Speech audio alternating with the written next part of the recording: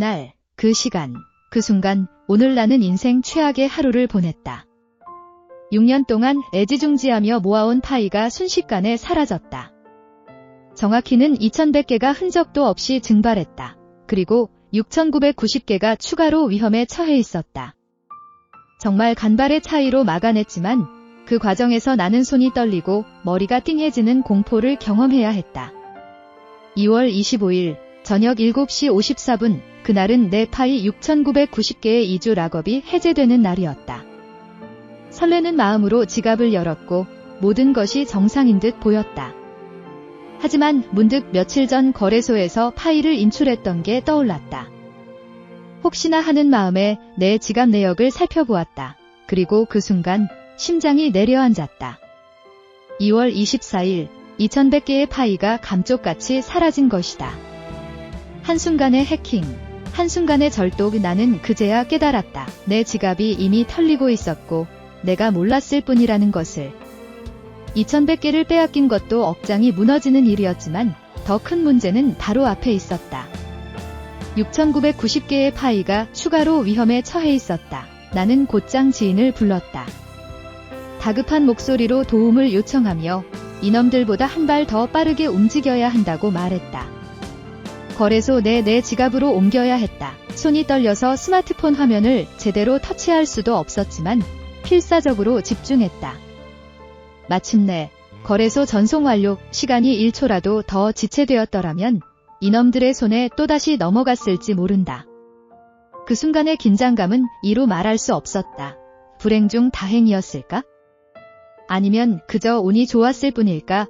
무엇보다 이해되지 않는 건 내 비밀 구문이 어떻게 유출되었느냐는 것이다. 나는 단 한 번도 이를 공유한 적이 없었다. 지문 인증을 사용했고 종이에 적어둔 적도 없으며 인터넷에 저장한 적도 없다. 그런데 이들이 어떻게 내 지갑을 털었을까? 혹시나 하는 마음에 지난 몇 달간 내가 방문했던 사이트와 연결된 앱들을 다시 살펴봤다. 그리고 떠오른 생각, 혹시 피싱? 나는 절대 비밀 구문을 입력한 적이 없다고 확신했다. 하지만 피싱은 교묘하다. 일부 사기꾼들은 정교한 방식으로 피해자의 정보를 빼낸다. 최근 가짜 파이 네트워크 앱이나 의심스러운 사이트들이 등장하고 있다는 소문을 들었는데 혹시라도 나도 당한 걸까? 나만의 문제가 아닐 수도 있다. 파이를 락업한 사람들의 계정이 이미 해커들의 타겟이 되어 있을 가능성이 크다. 이들은 비밀 구문을 미리 확보해놓고 락업이 풀리는 그 순간만을 기다리는 것이다. 내가 당한 걸 보면 나뿐만 아니라 수많은 파이오니어들이 같은 위험에 노출되어 있을지 모른다. 제발 조심하라. 이 문제는 여기서 끝나지 않는다. 나는 즉시 경찰 신고를 고려했다. 하지만 블록체인 기반의 암호화폐는 추적이 어렵다는 말을 들었다. 경찰이 과연 내 2100개의 파이를 찾아줄 수 있을까?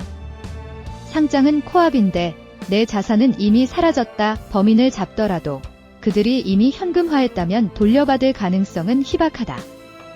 하지만 그냥 포기할 수는 없다. 누군가는 반드시 이들을 추적해야 한다. 이 사태를 겪고 나니 정말 몇 가지 필수적인 보안 조치가 떠오른다.